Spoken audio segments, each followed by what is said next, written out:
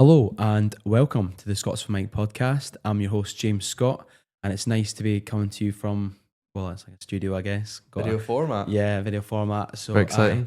Camera 1 on me, camera 2 on us both, and camera 3 is Finn Crockart. Finn, good to have you here. Great to be on. It's been a long time in the making. Secret location, Scott Football Park, Scotland HQ. Yeah, no, it's been a long time in the making, but hopefully I can bring this podcast to you in another light, and you can enjoy it more. If you're still listening in audio, appreciate you nonetheless. Yeah, it's not going to change. Not going to change your experience, but for those of you that are watching in video format, I hope you enjoy it even more now. Even like little graphics and stuff, you never know. Yeah. But sometimes we could, especially if we're talking about things like not the Scotland squad, when it comes out in a couple of weeks, we'll have it on the screen. Maybe, I don't know. Yeah, Things like definitely. So anyway, lots of exciting things happening.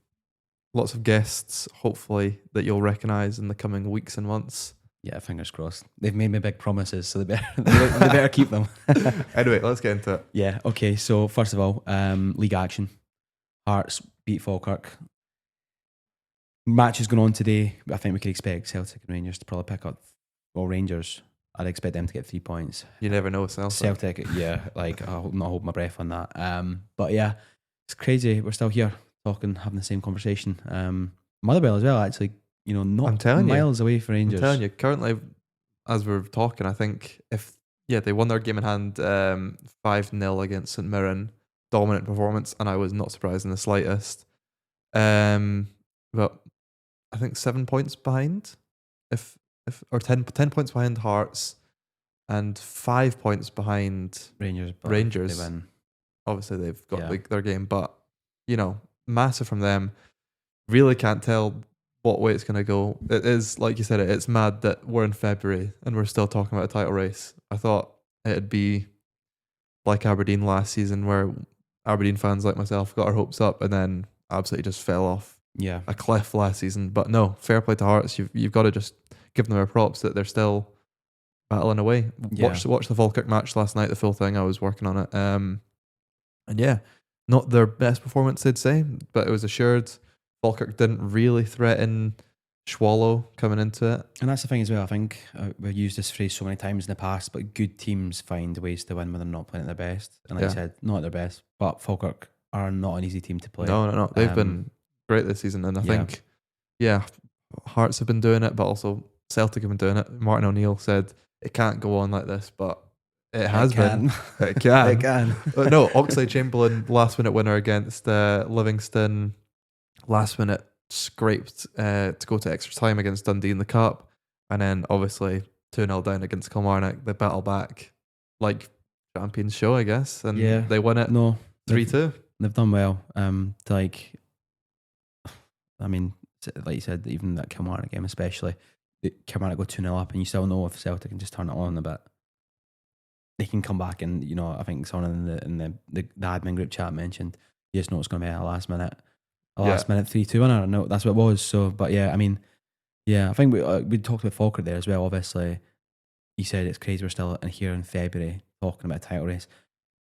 It's crazy we're here in February and we're looking just before we started at the top 6, kind of locked down already, almost, isn't it? Yeah.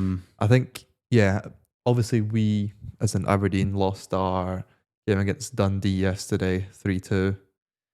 Questionable red card, I'll say. I think Yogain, I think is how you pronounce his name, just runs across Liam Morrison and it results in a red card. We can debate about it, but I'll skip over it. But I think with that loss, there's not many games left to the split. I think 6? Yeah, and it's a 10-point gap between 6th and 7th. 10-point gap. I think as much as the season's been amazing, the top 6 and the bottom 6 are the most defined and the biggest gap I've seen in years. And the relegation scrap is still half open, but it's not as exciting as the title race. The title race obviously will be. Yeah, and that's just. I think you just you touched on a game yesterday. Mentioned the red card. I think there's a goal you've got to mention as well. It has to be one of the goals of the season. That strike from Ethan Hallen. And I mean, it's one of those ones where you sort of line it up and you think, oh, what you doing? Yeah, almost going away from goals like that wasn't. You didn't say was perfectly balanced to hit it. That's one of the best goals I've seen in the Premiership this season. He's been quite good for Dundee, I mean, that's his second. Yeah, typical that it's against Aberdeen, but yeah, I think the title fight is the title fight. The title race is going to be the best what we've seen. There's not been a real 3-horse title race, obviously from when I've been alive. I don't know about you either. I think dating back to at least 80s, if not 70s. And it's hard to predict which way it goes. Obviously, the split will be vital. I think Motherwell will have a major say in it with who they can take points off of. I mean, if I'm honest, although we're saying how close they are to Rangers, I can't really see them, and I don't mean this like utmost respect to Motherwell for what they've done this season. It's incredible, but I just don't feel teams will mess up enough to drop out that top 3. No, I don't think Motherwell are in it. I'm just saying that they will have a major impact. They can take points off either of them. Yeah, I can see it happening to one of them. I mean, even like Hearts fans at my work were saying, Motherwell's the team they're really worried about. Yeah, because they played the best football. They fought against Hearts. I don't know. I've not spoken to them since the Rangers game when they got beat 4-2, but they were like they said Motherwell was the best team they played all season. And I think they're the best to watch team in the whole league, easily. And I think, any other season not getting first place had consequences. This season could be even greater because obviously Celtic playing quite poorly in Europe, which we're about to touch on. It looks like there's only going to be one Champions League slot now. Yeah. And I mean, guys like Celtic and Rangers really do value that Champions League. I think that's money. from next season. Yeah. But I think you can touch on that as well. Martin O'Neill in his press conferences mentioning kind of the gap in the financial aspects between Celtic and the rest of European competition. But I think he was well out of line when they've lost to Kairat Almaty. Yeah, that's the thing. You didn't get pumped at the Champions League because Man City turned you over. Exactly. He kept on mentioning, teams in Bundesliga and the Premier League are able to spend 40, 60, 70, 80 million on players and then sell them for half the price 6 months later. But you can't really be mentioning that when you score 0 goals in 210 minutes of play against a team from Kazakhstan that's never been in the Champions League. There's teams in Europe that have budgets not too dissimilar to Celtic. Yeah. Arguably more, but not in the same ballpark as the teams he just referenced, and they find ways. Yes, and they're not even first in the domestic league, and they're behind a team that's got a tenth of their budget. So you can talk about budgets all you want, but for me, I think you need to focus on yourselves, and they've not spent money wisely in recent years. They've got a decent squad, but I was thinking Celtic. I felt what separated them out from Rangers was a transfer policy. They were really good at bringing guys in, moving them on, making profit. Buying guys they knew they could increase the value of. Yeah, like they might have done with Aaron Engels there with a transfer of potentially 25 million, which is bonkers money for him. I would have snapped your hand off. Yeah, they weren't really wanting to be seen to be a club that was getting rid of talent at that point, just because of what's going on between the board and the fans, where they've not been happy they're signing players. So to be selling players would be bad. But for me, the money that was offered there was crazy. But that was Celtic's flagship policy. We bring players in, we sell them on, we make profit, rinse and repeat, we stay at top of the league. Yeah, and that's Rangers the thing. Weren't good at that. Yeah.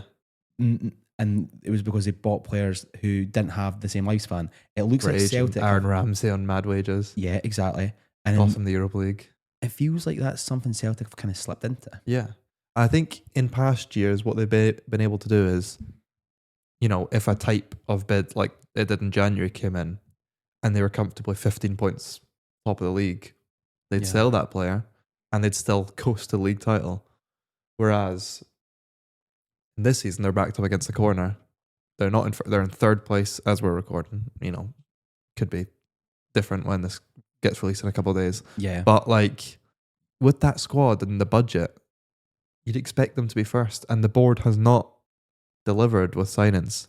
No. I think it was £0 spent on transfers in January, just all loans. I'm sure it was all loans, yeah. Yeah, all loans for Julian Araujo, the striker that I'm not going to try and pronounce, and Oxlade-Chamberlain on a free, obviously, and Adamu on loan.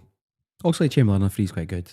I mean, granted, I mean, he showed his quality with that goal, but yeah, I don't know, it's a big rebuild for them this summer. And I think one area they will need to improve on is the goalkeeper. Well, Because, I mean, before we move on to sort of Scotland talk, mentioning Celtic in Europe, they had Stuttgart. It was a 4-1 defeat at home.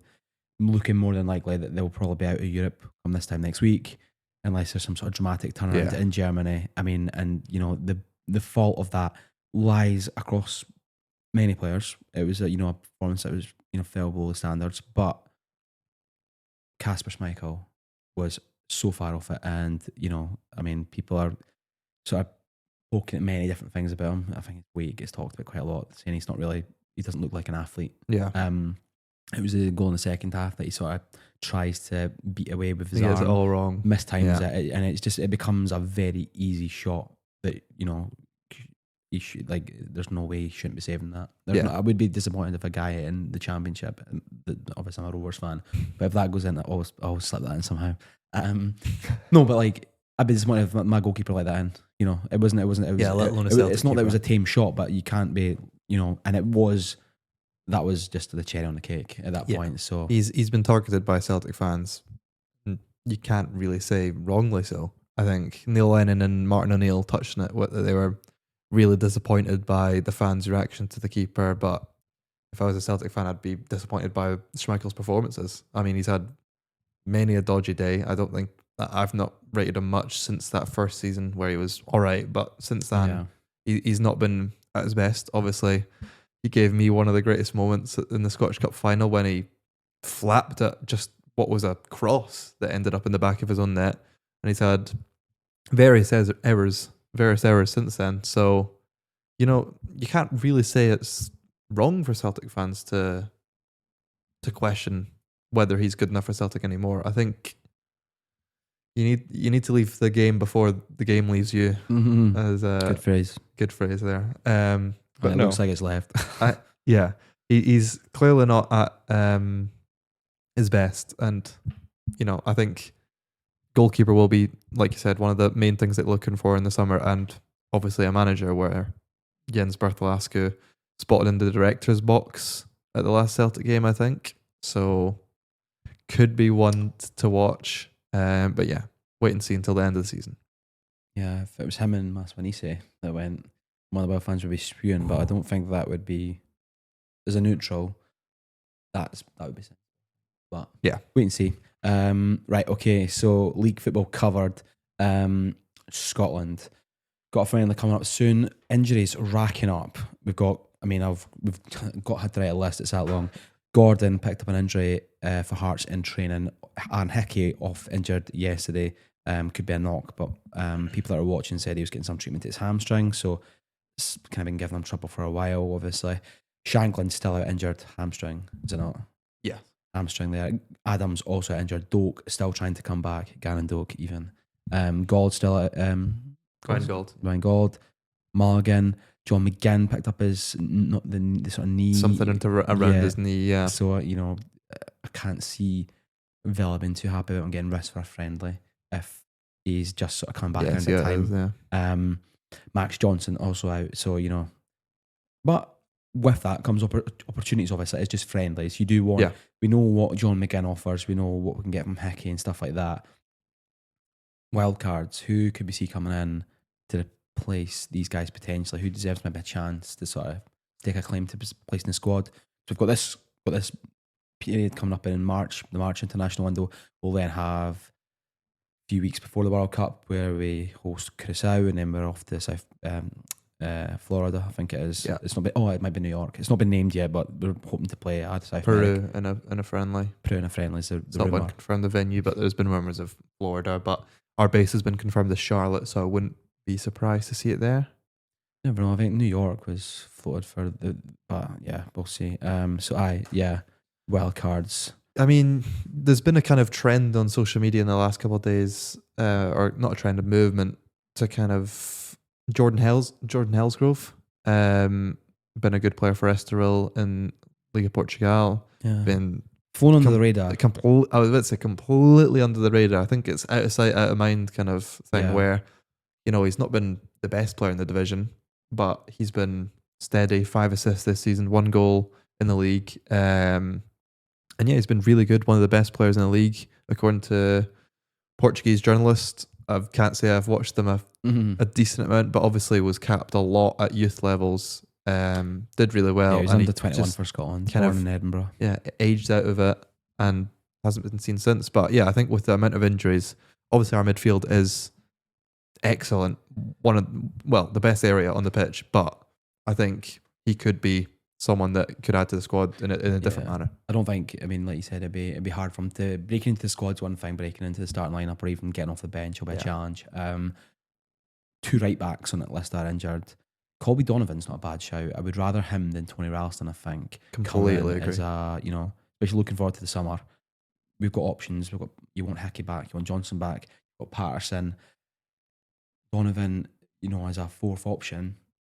You never know what the injuries could be like come that point in time. Yeah. I think I would prefer him to Ralston, especially going forward long term. I think he's going to be one of the guys that we could be looking at as a Scotland right back. Yeah, I think when it's these types of decisions where, for me, I would say Colby Donovan is clearly better than Anthony Ralston, but some people want to debate it. But even if it's a 50-50, for me, you have to go with the youth if it's long-term plan. If it's 4th choice right back. If you're looking ahead to 2028 when we're hosting, or 2030 when we're aiming to get to another World Cup, Ralston will not be there. He's proven, in my opinion, that he's not up to it at the big stage. Obviously, was at fault for that Shaqiri goal against Switzerland. Yeah, and I don't think he can handle the pressure. And I've said when he was even when he was backup right back for Celtic, he was starting for Scotland when we had some injuries. And I'm saying, how is the backup right back for Celtic Scotland's first choice? Yeah. And I do not think he's up to it. I think Colby Donovan definitely has much greater potential than anything Anthony Ralston has at this stage of his career. Obviously, he's been a decent servant to Celtic, but I think we need to start looking towards building the team for when key players age out, which they are. The time is not on the side, obviously. So, yeah, he's definitely a wild card for me. There's a couple others. Obviously, missing Shankland and Adams will give, and you got Doak as well. He's a forward. There's opportunities for guys to get in there that can maybe give, something different attacking wise. Yeah. Robbie Ure, 22 potentially or 21, depending on when this gets released. But he has been sort of chipping away in Sweden quite well. He was at Sirius. He obviously started at Rangers.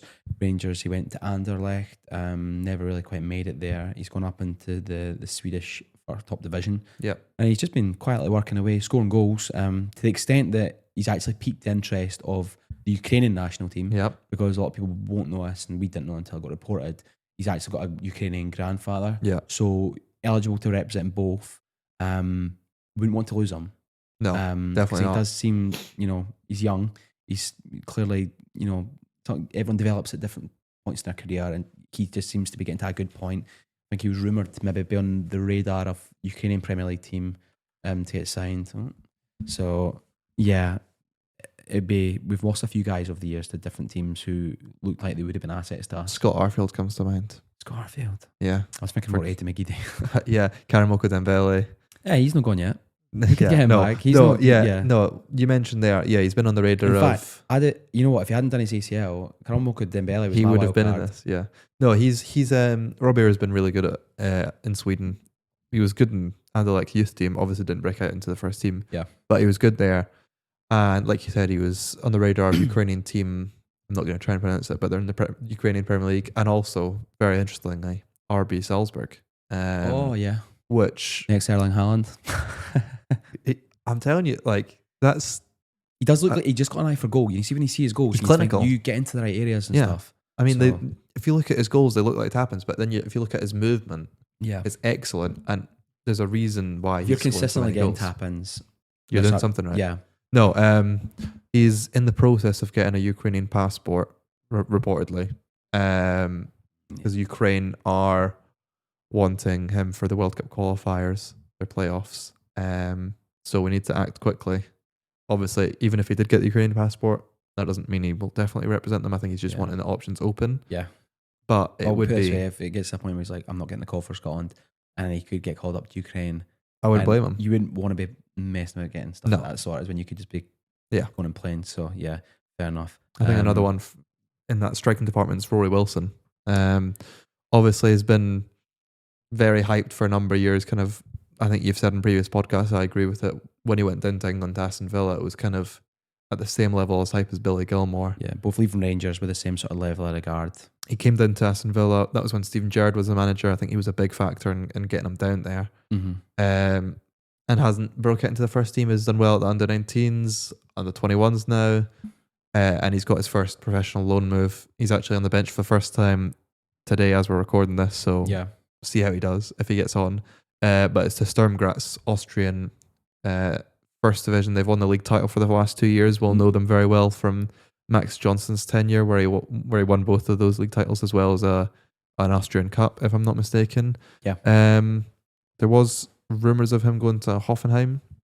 Well, we can confirm Hoffenheim made an offer. Yeah. But what he wanted was a straight loan with no option to buy, and they weren't prepared to offer that, so it fell through. But I think Sturm Graz is probably a better option. Gives them more opportunity for game time, I feel, in an environment where the squad is eyeing up another league title. 3 in a row would be massive in a league dominated by RB Salzburg, like we just touched on them there. Yeah, it's a great move, and see how he does there. Yeah. And like you said, we're not been blessed with like out and out number 9s. Yeah. So it'd be, and he would be a sort of closer replacement to maybe sort of Shankland or Adams. Yeah. Because right now it seems like for the March friendlies, the only 2 strikers that are locked in are Lyndon Dykes and Kieran Bowie, because Che Adams and that would be a Lauren Shankland are injured. So aye, it's wide open. One last wild card for me, probably, and this is like a name for the past, Oliver Burke. He's again just working away in Germany. He's at Union Berlin right now. Scored a hat trick this season in the Bundesliga. Yeah, he did. First Scot to do that. Frankfurt 3-4-1 win. Scored goals across other games. So grabbed assists. Very powerful runner. Very pacey. Very quick. Yeah. And maybe looking more at the winger, but also as just a good guy up front that could run in behind and stuff. It'd be good to see, because he played in Clark's first game against Cyprus. Got the winner. Yep, scored 91st minute. Aye, it was a header off the post that rebounded straight back to him. That he then open goal from that. So yeah, that was saved us there from a draw with a Cyprus team that probably didn't deserve it. But yeah, I think I would like to see Ollie. I mean, I think he's the same age as me, so he's getting on a bit now. He's very old. He's not quite at 30, but he's not far off. 1980s. But he's Kirkcaldy boy as well. Yeah. All the best guys. Got Kieran Bowie, Ollie Burke. He'll get any Kirkcaldy boy in as he can. Yeah. No, he definitely gives us something different. I was going to mention that he did give us something different at the start of Clark's tenure. Yeah. And yeah, we've really I feel like we have been limited in our attacking options when it comes to pace. Yeah, obviously definitely. Ben Garandok gives us that pace when he's available, but he struggled with fitness. And you notice when he's not there. Yeah. I feel like once you've had Garandok in a team and he disappears, you're like, we're so slow. But you didn't notice it before, but when you put him in and you take him out, suddenly you're like, oh, right, we really could do with that, because it gives us such an extra dimension to our attack. We've had to, keep central, or when we do try and go wide, we've had John McGinn or Ryan Christie on the wings who aren't the fastest. Obviously, there was mention of Harvey Barnes. We've not mentioned that since last podcast. Yeah, he's Steve Clark's confirmed that he's focusing on trying to get into the England squad. For me, I think speaking for both of us, good riddance. If you turned in Scotland, I've said it time and time again. I only want players that want to play for Scotland. Yeah, like for me, like the navy blue jersey is worth no less than a white one. It's worth more. Yeah. And if you get asked once and you say, I'm sorry, I want to focus on England, I want to keep my options open. Yeah, it should be door closed. Yeah, what we would give to pull on a Scotland jersey and play for the national team. You want guys like John McGinn. You can see the determination. What they give. You want guys like Scott McTominay, who just came straight in and have been. Even if he's not inherently the stereotypical Scottish guy, yeah, he's came through the youth and he's wanted to represent Scotland through his family heritage. So that's important for me. And that brings me on to, I think, probably my last wild card, Elliot Watt at Motherwell. He's a wild card. That's a wild card. He doesn't like it. He doesn't like it. Well, I don't like it. It's just like we have said, like the midfield is a very competitive area, but he is playing in probably the most exciting footballing team apart from Hearts in the league. I think it's more exciting than Hearts. I think they're not as good, but they're more exciting. I think Elliot Watt, he was vocal about it as well. That's what I like about him. He was vocal about, I want to get into the squad one day, because he's got grandparents that were born in Govan. Who were from Govan. Yeah. So, and as well, Mark Leonard also probably competing for a similar position to Elliot Watt. Yeah, I mean, if can't see if one of them's lucky enough to be in it, we one, not both. Yeah, I think obviously came on loan from Birmingham City. His manager at the time said he was good enough to get into the Scotland squad. Obviously tailed off, had as much game time last part of last season and the start of this season. So came on loan to Hearts, and I think he's not seen the best of him, but we've seen glimpses of what he can do. Yeah, I mean, hit the ground running in that Celtic game, which was going to be a challenge. So he did well there. But yeah, those are the new additions to the team we could possibly see for the Japan friendly, as well as the Ivory Coast one, which will be down the road in Liverpool. But if you are going to Hampden for the Japan game, there will be a few changes. If you've picked up your ticket for that already. First one, if you are an appreciator of Scott McTominay art, there is a giant mural now. If you've not seen it, you've done well to avoid it. Mount Florida Tenement now has a giant painting which spans pretty much the length of the building of his moment against Denmark in November past. So they've not wasted any time in getting that up. Yeah, really great to see. I think we mentioned it off camera as well, where it kind of it'll be seen from Lesser Hampden. Yeah. Which so when the national team train on that pitch, Scott McTominay will be able to see. Talking point there. Scott McTominay will be able to see himself, and you can talk about what one of your Wraith Rovers fans said about the mural and what it can do. Yeah, a guy on Twitter, Wraith guy, Robbie. I saw him. He said he thinks every town up and down the country should have a mural of the greatest moments from their respective team, which I think is a really good shout, because football fans do get a hard time sometimes, I think, from wider society, despite the fact it is probably the biggest, I don't know, subculture, culture, whatever. It is the biggest culture within Scotland, I'd say. Yeah, in terms of what it brings and how much it does for its communities. And yeah, I totally agree with that. It'd be nice to have, to walk about the streets of Crockart. And what was Wraith's fee? What for the Rovers' biggest moment in my life? Probably beating Rangers in the Ramsden Cup. So maybe John Baird jumping as he celebrates. I don't know. What competition was that? Challenge Cup. Oh, did he get up? Hey, mate, right. No, like, for Aberdeen it no, but the biggest moment would be beating Celtic in the League Cup at Ibrox. So that's and you can't throw shade at that. And obviously for Aberdeen, it'd be beating Real Madrid in the in a European Stone Age, whenever that was. Nice. I bet Real Madrid were when Real Madrid were rubbish. You'll have to talk about you leading against Bayern Munich. That was just as far back, but yeah, obviously winning against Real Madrid in the European final, still the last team to do it back in 1983, and obviously beating Hamburg in the second. We've got 2 European trophies. Yeah, no other Scottish club's done that.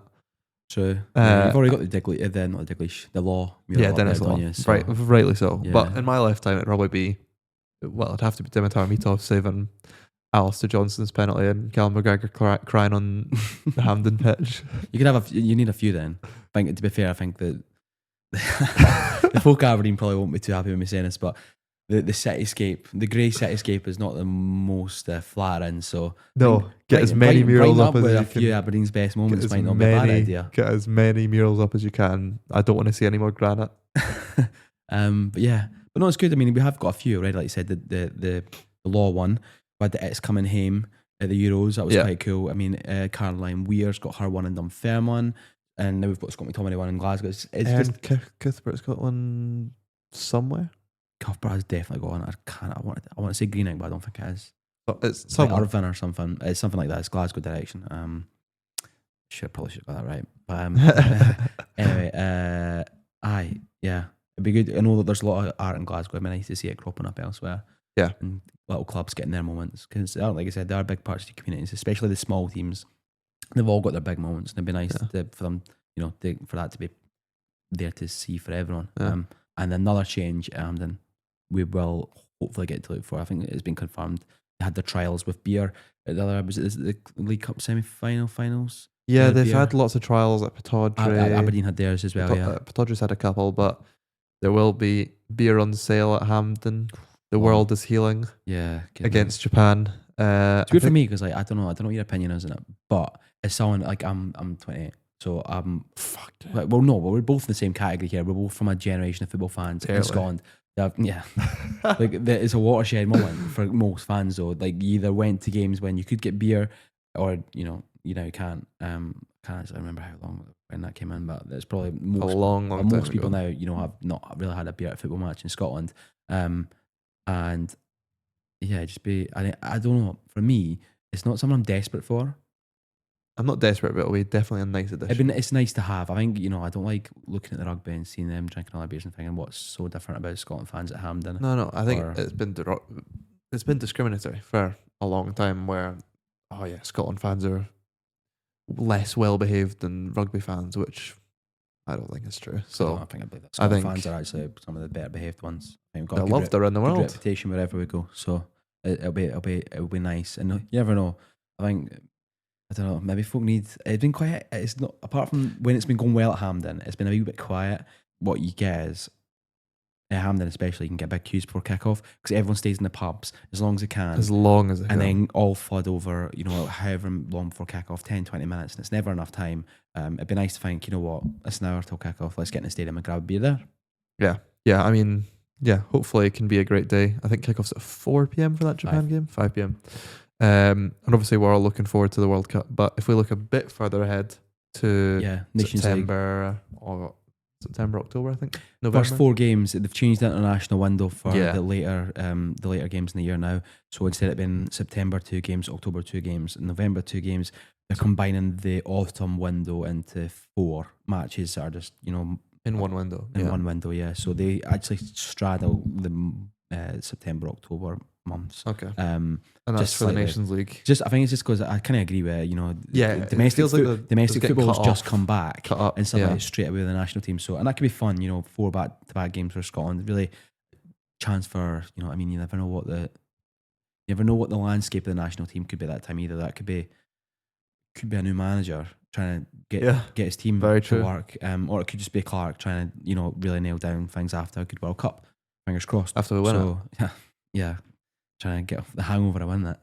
I'll still be struggling with that. If we have won it, I will still be struggling with hangover then. And then we got So we just to recap, we were a pot 1 team in League B, and we were drawn against the best pot team 2, best team in pot 2, who were Switzerland, and then also Slovenia and North Macedonia. So tricky draw in Switzerland.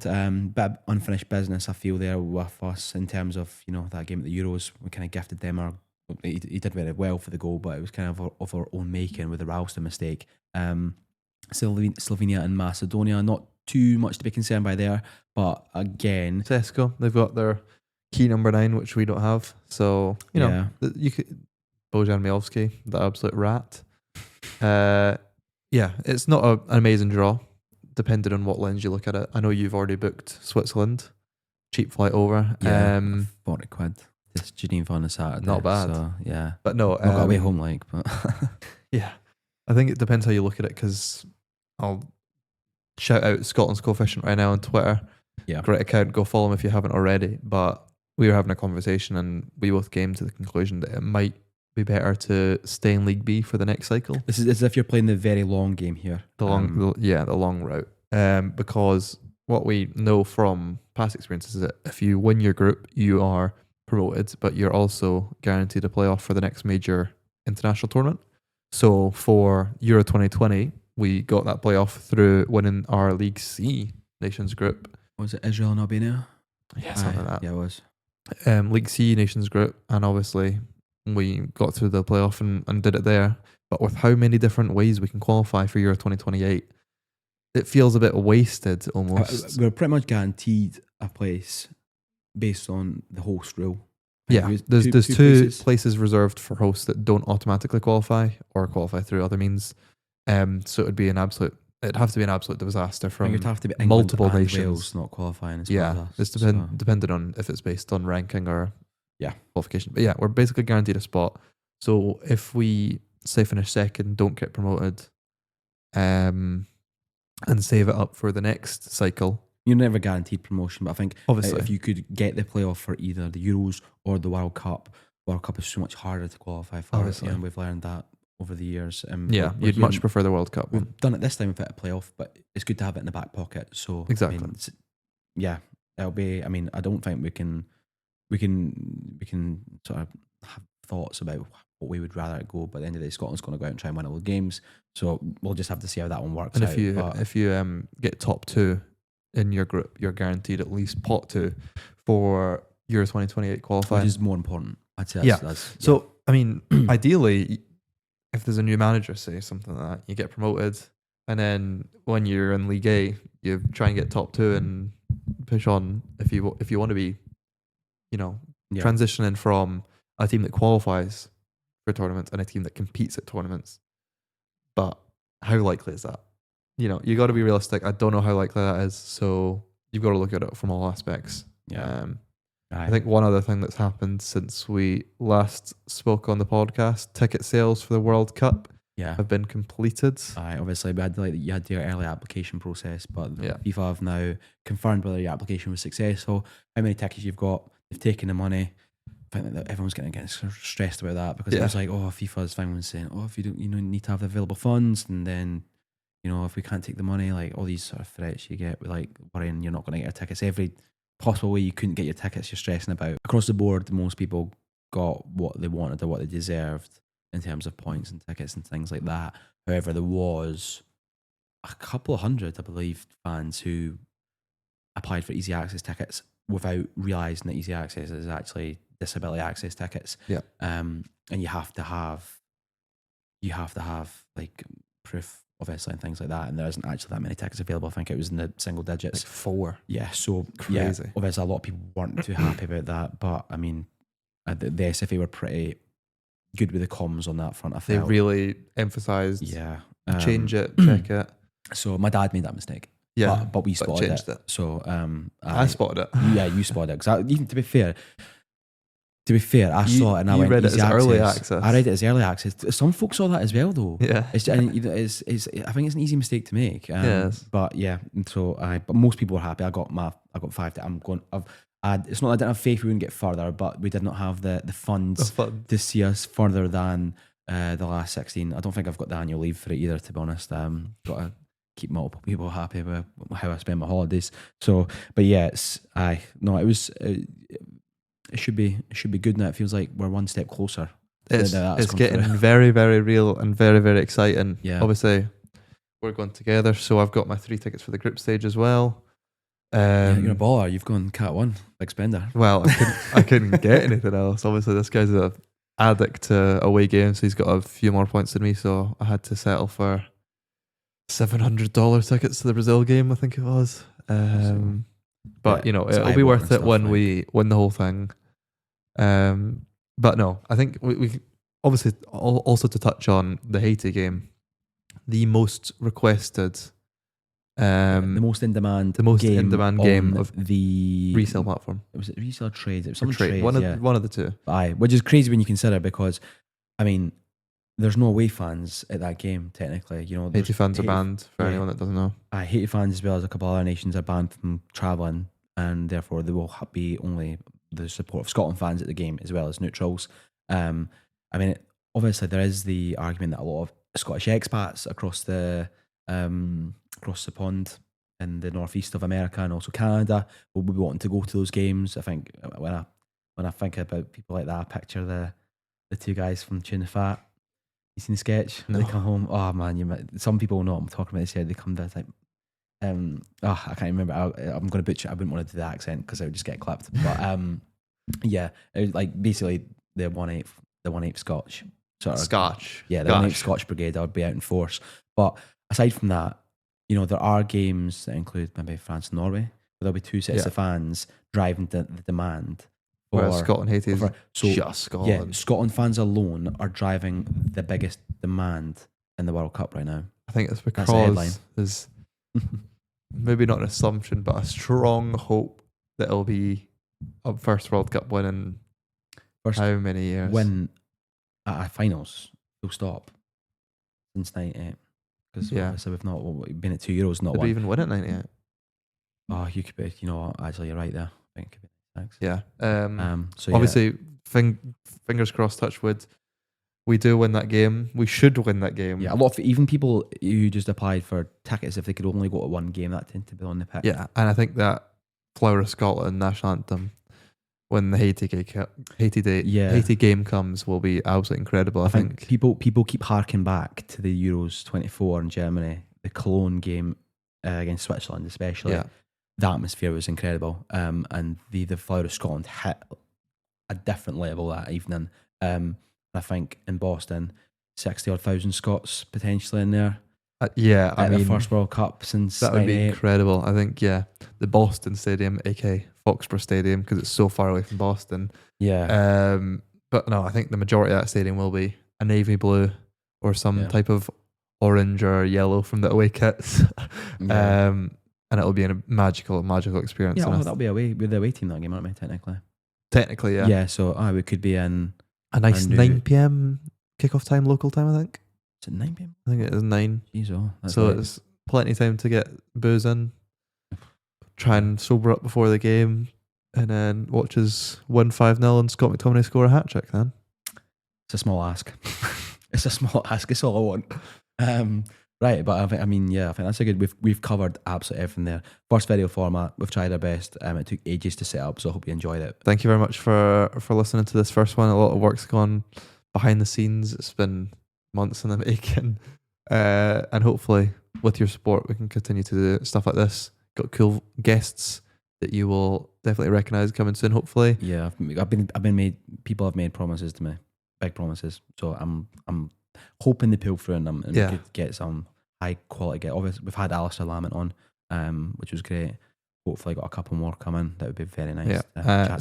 So if you have enjoyed this first video podcast, or if you're still listening on audio, please, we do ask that you just, if you have enjoyed and you've got to the end, leave us a rating, leave us a like, subscribe, whatever platform you're on, show support, and it really helps us more than you think. So I think that's everything. Thank you very much for listening, and we'll see you again very, very soon. Catch you later.